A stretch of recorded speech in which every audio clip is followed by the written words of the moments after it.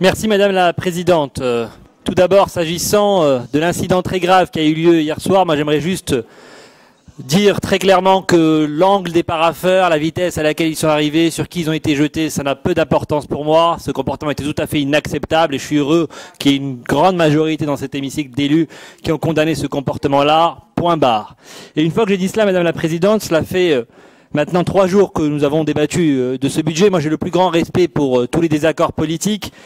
J'ai un peu plus de mal sur la mauvaise foi et les contre-vérités qui ont été assénées par un certain nombre d'élus de l'opposition. Et d'abord, tordre le cou à cet argument sur les crédits de paiement qui a essayé d'être utilisé pour avancer des contre-vérités. Je rappelle simplement, mais ça a été très bien dit par le vice-président Stéphane Salini, que les crédits de paiement sont relatifs à des engagements antérieurs. Et donc, en faisant la critique des crédits de paiement, les élus de l'opposition, finalement, font la critique de ce qui était leur propre gestion.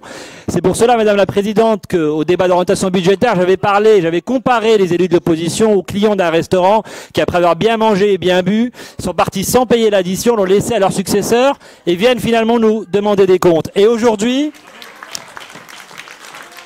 sur leur propre addition, ils rajoutent désormais, si nous avions voté tous les amendements de l'opposition, ce sont 2,4 milliards d'euros de dépenses supplémentaires qui auraient ainsi été adoptées. Je vois que l'addition, une partie de l'opposition veut continuer à l'alourdir.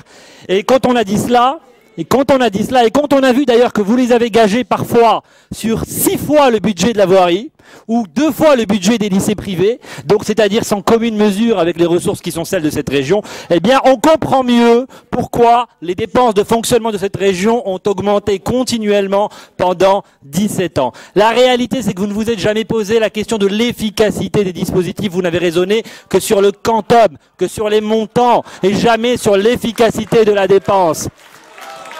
C'est un peu comme si on marchait dans un désert, qu'on voyait le mirage au loin et qu'on veut toujours avancer, et à chaque fois on avance un peu plus. Ça ne marche pas, eh bien mettons encore un peu plus d'argent, et ainsi de suite, alors qu'en réalité ce mirage-là, eh bien c'était le mirage de vos résultats, et on voit bien qu'on aurait fini dans cette trajectoire, fini par mourir dans le désert de vos convictions. Et je dis cela, Madame la Présidente, puisque ce débat budgétaire aussi a démontré une chose, c'est que l'opposition confond le fait de transformer le réel et le fait de déformer la réalité. Et quand j'entends parler de système, moi, le seul système que je vois, c'est ce système de gabegie qui a perduré jusque-là et qui fait que, Madame la Présidente, les chiffres sont têtus. Alors soyons factuels. Qui peut nier ici la réalité du milliard d'euros d'économies de fonctionnement qui ont été réalisées? 200 € par foyer. Qui peut nier que la région se désendette avec une capacité de désendettement qui baisse? C'est factuel. Qui peut oser dire qu'il n'y a pas un pic d'investissement quand le budget de transport augmente de 37%? 700 rames, 700 agents. Madame la Présidente, je conclus. Rien n'est plus beau que des élus qui tiennent les engagements pris devant les électeurs. Et c'est la fierté qui est la nôtre avec vous aujourd'hui sur ce budget. Merci, Monsieur Nasrou.